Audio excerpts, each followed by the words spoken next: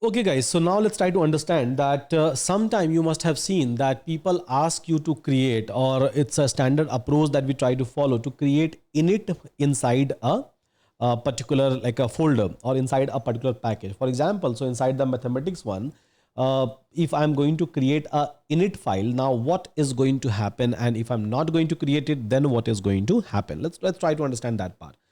So let's suppose there is a file outside this mathematics package called as app.py file, and this one is trying to access a mathematics package, right? This one is trying to access the mathematics package. Obviously, I will be able to access a mathematics package, right? So in this particular way, I will be able to access it. But let's suppose if I have to write a code that, okay, so just call a mathematics package and then import add directly, and then subtract directly, subtract, subtract, and then divide divide directly. So will I be able to do the import? Will I be able to do this kind of a import? Yeah. Will I be able to do this import from here?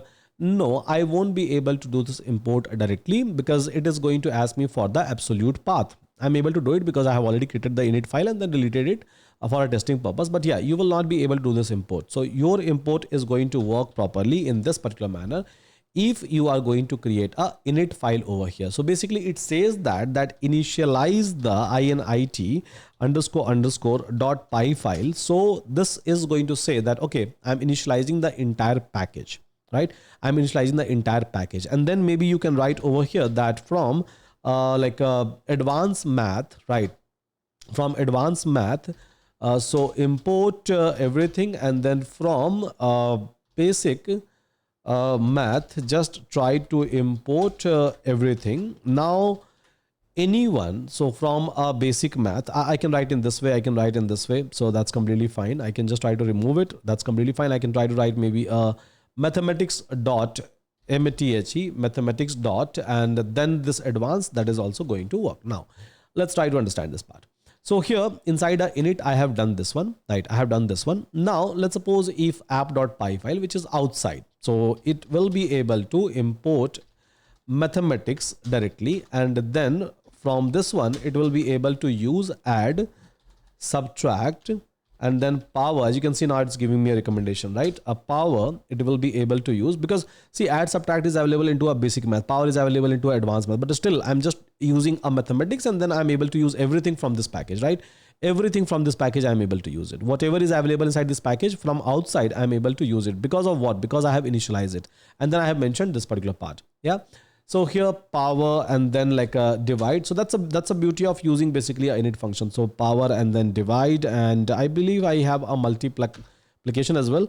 So directly without even writing a basic math and advanced math, right? Inside that we have all of these things, right? But without even writing that, just by writing a package name from this package, just use this one. It simply means that even if I have hundreds of file over here, I don't have to do anything, right? I don't have to do anything. I can just write a package name. I will be able to access all these feature functionalities and classes, whatever is available inside the respective module in a particular package. Package means mathematics package as of now. Module means advanced, basic, all these things are basically a module. Because of what? Because of init, initialization, right? Initialization of this one.